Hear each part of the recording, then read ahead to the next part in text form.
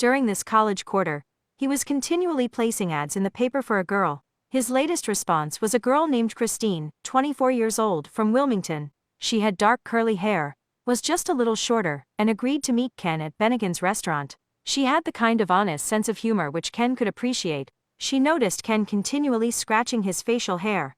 As he was growing a beard at the time, he asked her if she was impressed by him, and whether or not she would want to get together with him again. "Ken, if I think you're worth seeing again, I will definitely let you know," she said. She seemed like an independent type of girl, living on her own, paying $500 a month rent, and working as an administrative assistant. She, like many others before her, would be one of those who would not call back on her own, and after this, Ken just moved on to see if he could meet some more girls. With all that was going on, he was making time to continue practicing with the band. He would remain strictly with the keyboards. At one point, Pat wanted to get the band to learn Kristen as part of their list of originals. Pat would continue to get frustrated, especially when it meant not getting past one song. "I want us to nail down multiple selections, or this, that, and that, etc., not just thrice over and over again.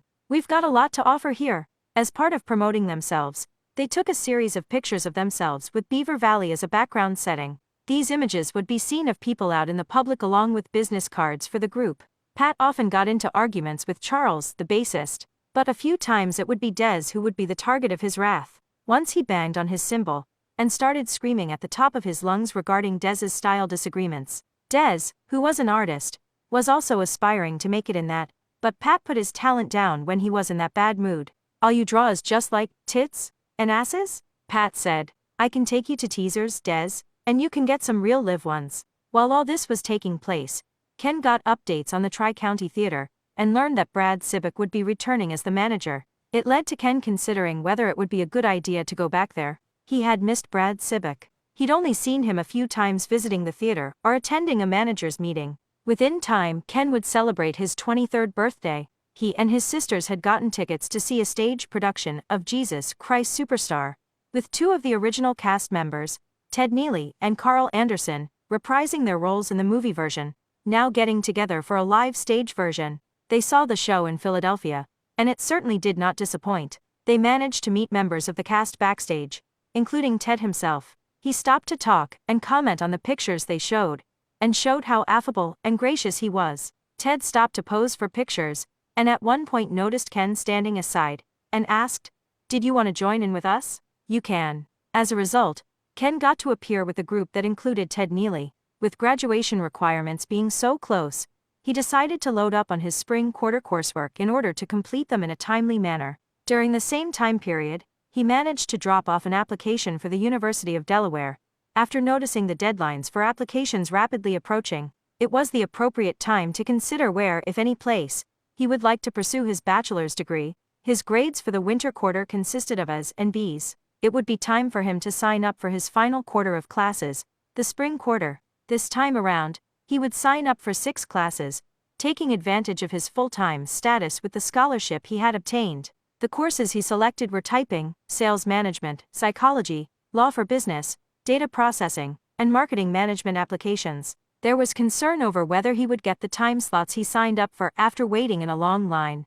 As he'd done before to sign up, the man working the registrar's station came back. "You got every one of them, and I don't envy you a bit," he said, noting how many courses Ken selected. Ken continued to work at the Conkerville Movie Theater with Ted Kirby, Mark Barkevsky, and Joe Giordano in management positions. They provided him and some staff a special screening of the movie Groundhog Day starring Bill Murray. Mark commented on how the character Ned Ryerson reminded him of Myron. When Chris Elliott was on the screen, he commented, "That guy's a loser. He was on that show, remember?" He was referring to the show Get a Life. When Ken watched the movie a few times, he seemed to identify to the situation of repeating over and over regarding the personal ads. He'd go through the same routine of getting a response, meeting a girl, going on a date, and then not getting another, or never being able to reach her again, rinse, repeat, etc. He would change or update his greetings every now and then, sometimes using his song lyrics as poetry. He'd use the words, "I've never seen you before, don't get much from your voice, but I have this conviction that you are the right choice." This didn't seem to have a big impact on his responses, but he kept trying, as it seemed like his only way. His spring 1993 classes began with a man named Mr. Davis as his sales management teacher. He was 42, wore glasses, and a mustache. This class did not seem too intimidating. But he wasn't taking chances. He still paid close attention in class. Dr. Trevino was the assigned teacher for marketing management applications. Ken knew this class would be a more challenging one, and he sensed it from the syllabus. This class started out with much lecture, and would move on to case studies for the class to discuss weeks later. Ken was also on the lookout for another job, either to replace the movie theater or to supplement the income. He stumbled upon an opportunity to deliver for the local newspaper. It would be an extra weekend edition to be delivered to selected houses. Ken would meet up with a former college classmate, Anthony Medina, and he would explain the job to him. The job involved carrying a list of houses in the Wilmington area, and a supply of News Journal extra editions for the weekend.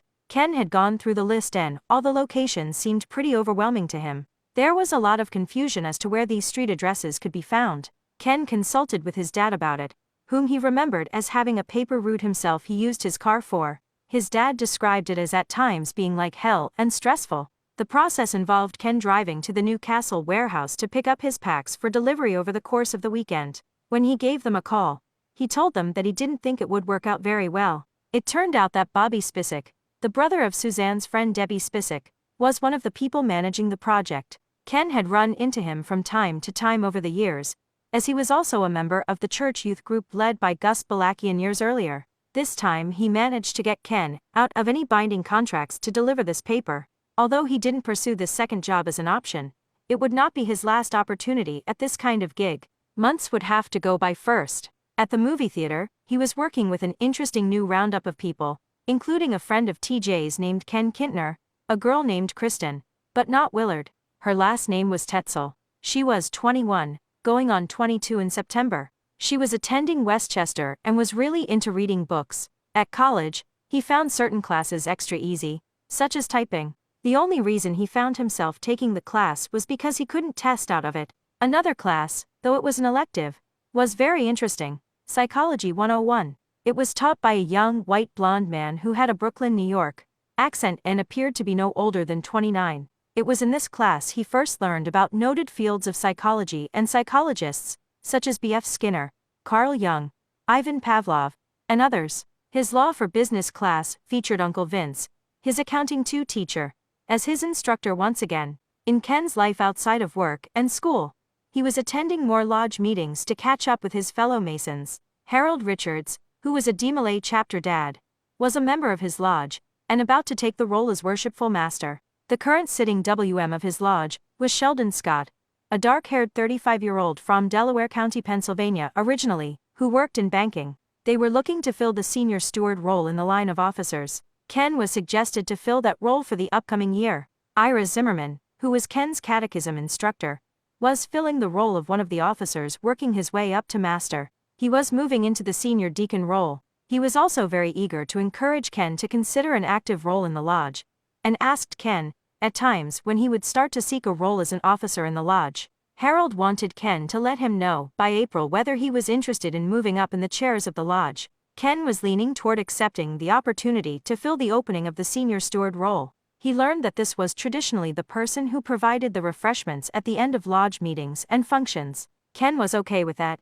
The band that Ken was with was still rehearsing their songs regularly. It was in April that they scored a gig at a local Irish pub called O'Rourke's. They had recently purchased new speakers with their own money, with each member, including Ken, chipping in.